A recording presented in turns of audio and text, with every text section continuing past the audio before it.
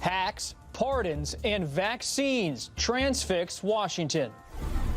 Today, I want to congratulate President-elect Joe Biden. The Electoral College affirms Joe Biden's victory. The House of Representatives, in combination with the United States Senate, has the lawful authority to accept or reject Electoral College vote submissions. But some Republicans and the president refuse to accept it. I feel great. Meanwhile, a weary nation gets a jolt of hope as the vaccine rollout begins. And lawmakers square off over spending. Next. This is Washington Week.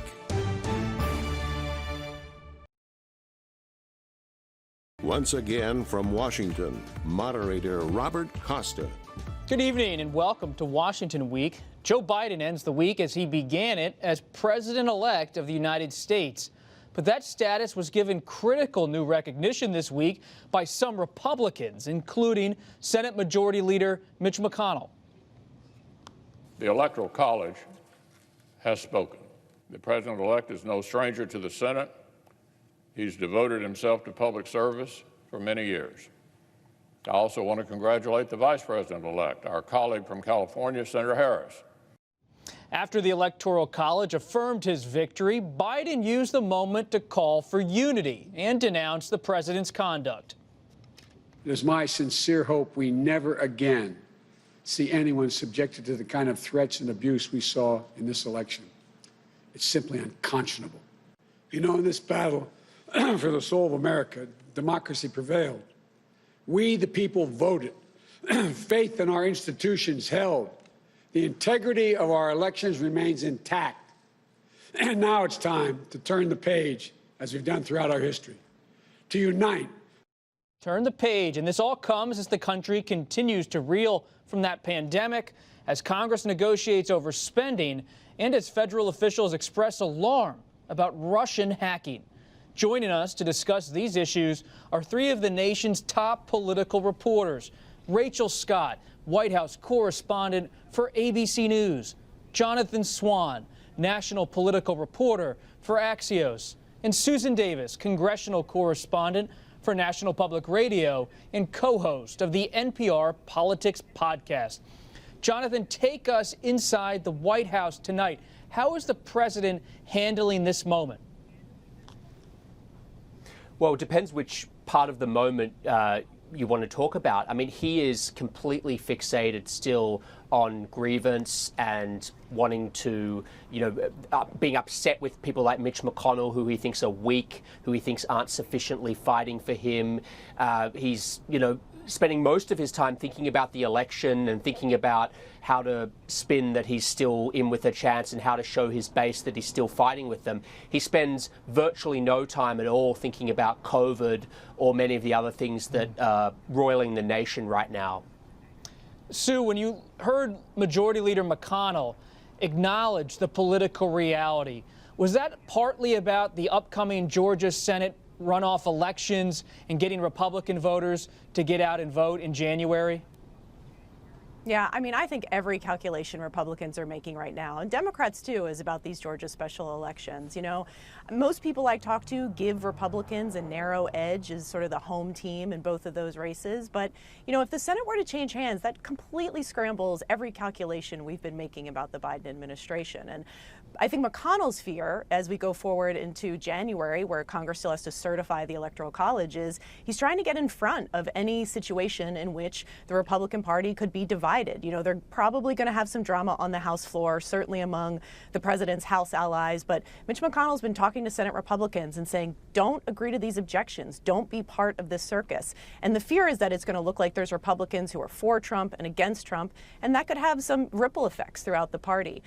I'm not as certain as Mitch McConnell hopes to be that there aren't going to be some Senate Republicans who are willing to sort of engage and cause some disruptions around certifying the Electoral College vote. I think there's still a lot to be said about being a Republican who looks like you're fighting really hard for Donald Trump, especially if the president doesn't relent, and there's no suggestion he will. And that's a pretty enticing political prize for a lot of senators who may be looking at themselves and thinking they might want to run in 2024 and say, nobody fought harder than me for Donald Trump. Rachel, what are you hearing on that front? You could see some political theater on January 6th with if a House member and a senator unite and try to object to the Electoral College. But we also saw this week the Attorney General, Bill Barr, decided to exit his post, leave at the end of this month. Are we hearing from your White House sources about a possible special counsel to look into Joe Biden? What's going on beyond the Electoral College? Yeah, well, we know that that's what the president wants. He wants the focus to be on Joe Biden, on Hunter Biden, of course. And I just want to sort of underscore what we were getting at earlier when it comes to McConnell. I mean, this came 42 days after the election, more than 30 days after the race was called. So while we could see some Republicans try to cause a little bit of a disruption on the House floor, the bottom line here is that the Electoral College cemented Joe Biden's victory, and Joe Biden will be the next president-elect of the United States, excuse me. And what we saw from him this week was just a line-by-line takedown in his speech of the president's failed effort to try and overturn the results of the election. But sources that are close to the president, sources at the White House, tell us that we could be expecting to see more pardons. We know that the president is considering that. He has issued about more than 100 appointments in his final days, and that is a sign that the president sees the writing on the wall, that he sees that his time in office is limited. Jonathan, can you add your reporting on the pardon front? What is going to happen? Yeah, well, the plan this morning in the White House at a very senior level was to announce more than 24 pardons today. But given the hour, I don't know whether that's going to happen. So, you know, I actually can't tell you. I've been trying to find out what the deal is. Obviously, they've been delayed to some extent. I was told that they'd be out by now. So we'll find out. Maybe they'll be announced. For the ones that were supposed to be today, I was told that to expect. I was like, are these going to be more of the Jared Kushner criminal justice reform genre, or some of the more controversial friends and allies of the president?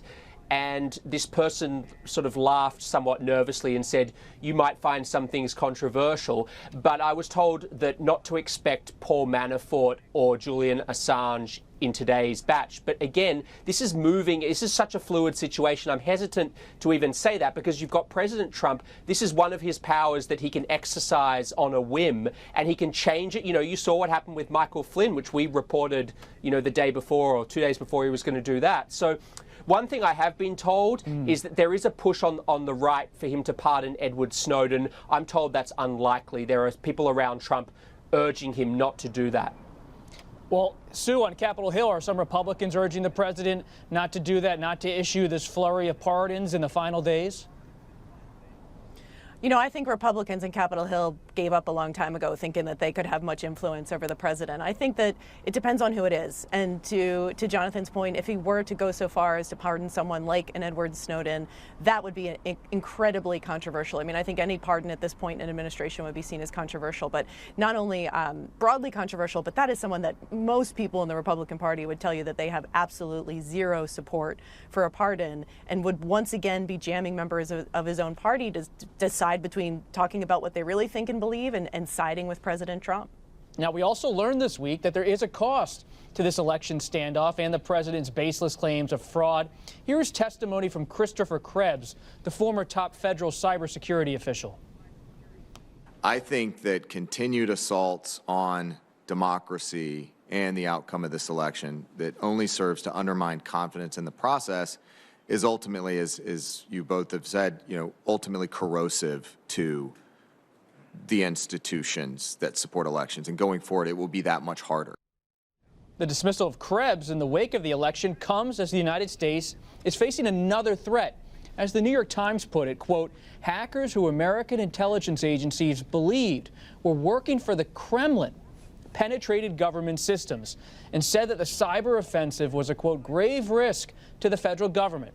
Those revelations sparked outrage on Capitol Hill, including from Republican Senator Mitt Romney.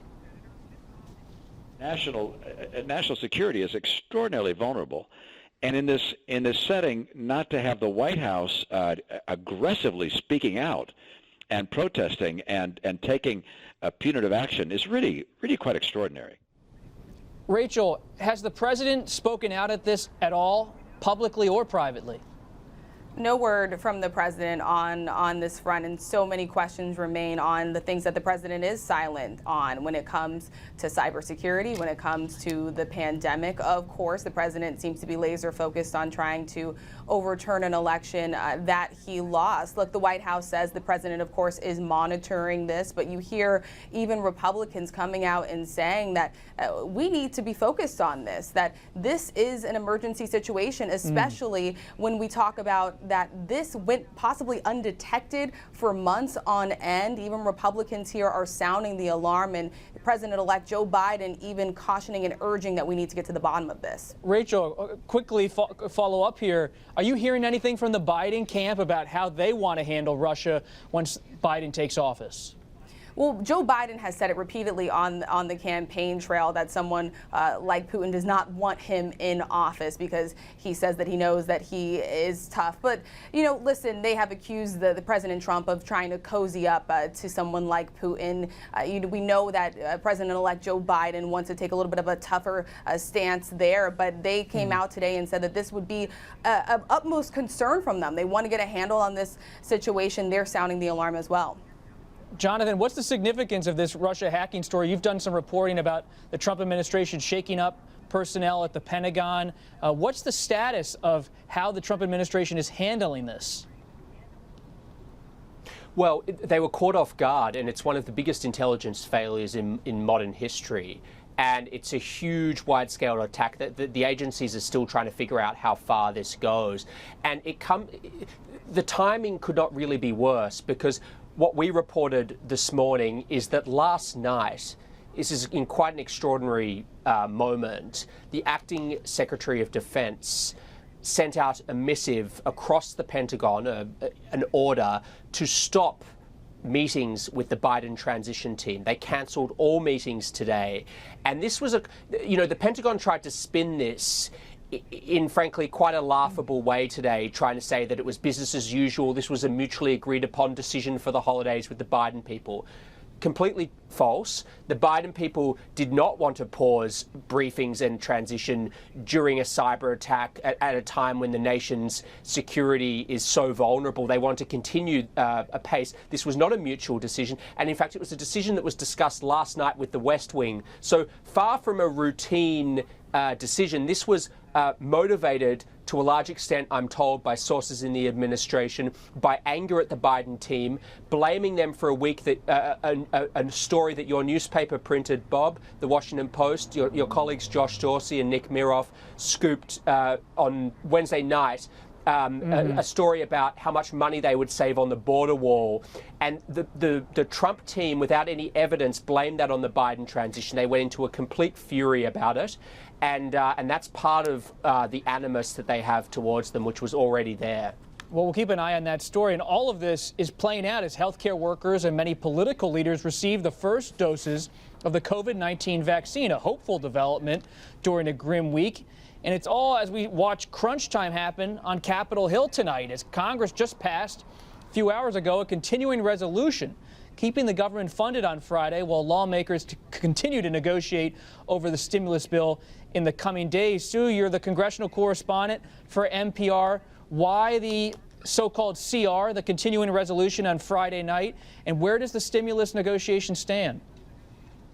Yeah, I mean, they really just needed to buy themselves some more time. It flew through Congress. I think they feel like they're really close on a final deal. You know, there's something about this that's both normal and abnormal. It's not unusual at all for Congress to be in this sort of December crunch right before the holidays, high stakes negotiations. We see this year after year after year. What's different about it is I think there is a really broad frustration on Capitol Hill right now among Democrats and Republicans at their own leadership teams. You know, we are here because Nancy Pelosi and Mitch McConnell and Treasury Secretary Steven Mnuchin had been utterly incapable for months and months and months and months to come to a deal on their own. And there has been this sort of uprising of sort of centrists and moderates in the House and Senate that kind of force leadership back to the table. And you hear members across the spectrum saying There is no way we can go home for Christmas when you're looking at things like unemployment programs that expire at the end of the year that could literally leave millions of Americans completely out of any type of assistance in the middle of this pandemic. So I think the feeling is it'll get done because it has to get done, because politically there's no other alternative. But nobody's happy tonight on Capitol Hill. And I think there is some lingering tensions that'll go into the next year over this. Sue, just a quick follow-up. What is the sticking point, though, for Leader McConnell? Yeah. What's holding him up? They're really close on a lot of things. A lot of times it's the details that kind of need to come together in the end. One thing that they've really got the sticking point in the end is a bunch of Republicans, led by Pat Toomey, who's a Republican from Pennsylvania, are trying to get language into the bill that would essentially tie the hands of the Federal Reserve. It would end a couple of emergency lending programs that Congress approved earlier this year to help boost the economy. Toomey says that they should not be reauthorized, that it's not a proper use of the Fed, and that if they want to extend them, they need separate legislation. The Biden administration sees this, and many Democrats on Capitol Hill see this, as trying to tie the hands of the incoming president. And it's a small point. It sounds like a small point, but it's the kind of thing that could really drag this on, especially because I don't think Nancy Pelosi can really blink on this one now that the Biden team is saying, no, it can't be in there. A small point, but a revealing point. Rachel, 10 years later, the Tea Party conservatives seem to be rearing their head after being pretty quiet during the Trump era. How does this affect the Biden camp as they look ahead to a possible another round of stimulus in 2021? Yeah, and I was talking to Congressman Jim Clyburn earlier today in an interview, and he said that another relief package is going to be needed at the end of this, regardless of whether or not they pass one now. They see this smaller package as just a stepping stone to getting to a much larger one. The question is how does Biden kind of step in to these negotiations? We've seen President Trump sort of take a little bit of a back seat, right, letting Secretary Mnuchin lead these conversations and these talks on Capitol Hill. There's a big question of if Biden, who has decades of experience on Capitol Hill, tries to step in and play a little bit of a larger role to work this out with Republicans. But we cannot underscore enough that Joe Biden will be taking office at a time when the nation is sharply divided, and lawmakers in Congress are reflecting that divide as well. Rachel, what was another interesting point you heard from Representative Clyburn? He's such a player in the Biden orbit. He is, and I asked him directly, especially when we think about Biden's cabinet coming together, the question of whether or not he believes that Biden needs to select a person of color to be his attorney general. That is one pick that we're still waiting to hear from. And he said that you don't necessarily, even after a year that has been enamored in racial tension, a summer of racial unrest, that he doesn't necessarily believe that Biden has to pick someone that is a person of color, and you don't have to be black necessarily to care about black issues. He put it that bluntly. He also talked a little bit about how the inauguration is going to look a lot different this year. I mean, this has been a year that has been overshadowed, of course, by the pandemic. And he told me that for the most part, they're really following the example of the Democratic National Convention that was mostly virtual. So expect a very small amount of people to be gathered there. I'm sure we won't have those ongoing debates about crowd size this time around. I know. It reminds me, in 2013, when I was reporting on the second Obama inauguration, I got to sit behind Katy Perry, the pop star, and John Mayer. I don't think that's going to be happening this time around. Jonathan, we mentioned the vaccine just a few minutes ago. Vice President Pence got vaccinated today at the White House. We didn't see President Trump. Why was that? Well, I don't have reporting to exactly answer your question, but one suggestion would be that he's had the virus already, and so he said privately, "I think I'm immune." They say I'm immune. He might have even said that publicly. Pence really, for the vice president, wanted to send a message to increase vaccine confidence by having his immunization televised, inviting the networks in, doing it in the morning at a time where there'd be a large national audience. And another thing they're thinking about in a pretty methodical fashion in the administration is how to increase vaccine confidence among communities of color, where we've seen some problems in terms of people not feeling confident about a vaccine. So in that respect, the Surgeon General, who is one of the highest-ranking African-American officials in the U.S. government, is a really important figure, and he has been leading the outreach to communities of color, trying to put out the message that this is safe, you can trust it, and you can feel confident that the government has done the proper vetting of it. And Sue, on the vaccine front, just a few minutes ago, Moderna had emergency use approved. What are you hearing on Capitol Hill about the vaccine implementation process? Well, it's underway. Senate Majority Leader Mitch McConnell, Nancy Pelosi, both had their first doses today. They both tweeted out pictures of them doing it publicly. You know, I think there was a little bit of hesitancy because I think leadership and members are aware of this idea that they don't want to look like they're getting something before everybody else. But I also think because there's so much skepticism about the vaccine and so many Americans are saying, at least according to polling, that they're not going to take it, that there is a public value here into seeing people in power, people across the political spectrum and ideology getting it and getting it in public. And I think that they weigh that sort of political calculation and say it's more important to public health. And quite frankly, you know, members of Congress, whether you like them or don't like them, they need to be vaccinated. The government needs to function. And it has been a really rough year in terms of proxy voting and when they can gather and how they can vote. It has not been a smooth way to run the government. And they are essential workers, even if a lot of people don't look at them that way. So I think that there is going to be an effort to get members of Congress vaccinated. Also, Nancy Pelosi has a really, certain interest in getting everybody vaccinated and back into the Capitol in January because she's going to need every single Democrat healthy and ready to vote for her for Speaker in the first day of the new Congress. That reminds me of what Mark Shields, our retiring friend of NewsHour, said a couple hours ago. Politicians are still people, even if you don't like them. Rachel, what are you hearing on this important point raised about communities of color and whether they have confidence in the vaccine? Yeah, and this is such an important point because we know from discrimination in the medical system when it comes to Black Americans in this country, especially that have been disproportionately affected by the virus, that their trust of this vaccine is lower than white Americans, quite frankly. And so you're seeing people like the Surgeon General getting that vaccine, making it clear that it is safe and that it is effective. Here at ABC, we were also talking to many Black Americans out who are on the fence about this, of course, even some that were part of some of those experiments, those medical mistrust experiments from decades ago, families trying to rally behind this and say that they need to get the vaccine because it's the first step to getting over this pandemic, of course. But this administration is trying to take those steps to assure Americans, and of course, Joe Biden and Kamala Harris as well. Joe Biden will be receiving the vaccine on Monday. Jonathan, in a minute, do you expect President Trump to get involved at the 11th hour in the stimulus negotiations or not?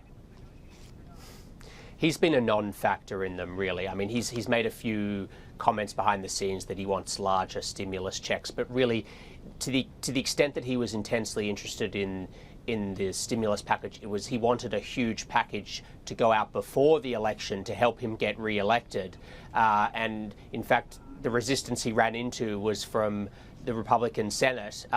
Trump wanted a bigger deal than Pelosi before the election. He had no concerns about adding to the debt and deficit. He just wanted to send a fire hose of cash out into the electorate in the hope that it could get him some votes. So he hasn't been engaged. I don't expect he will be. But, you know, I'm sort of done making predictions about Donald Trump. He'll probably prove me wrong in 24 hours. Well, Jonathan, your reporting is usually always dead on, so we'll keep following you. We're going to have to leave it there for tonight. Many thanks to our reporters for joining us. Rachel Scott, Jonathan Swan, and Susan Davis. Really appreciate it. And thank you all for joining us this evening. Make sure to check our extra. We will dig into the emerging Biden cabinet. Who's in and what matters? You can find it on our social media and on our website. But before we go, I wanted to share a personal note. I will be leaving Washington Week at the end of the year. I'm going to co-author a book with Bob Woodward. I'll share more details about that soon. But I look forward to seeing you next week and on January 1st. I'm Robert Costa. Good night from Washington.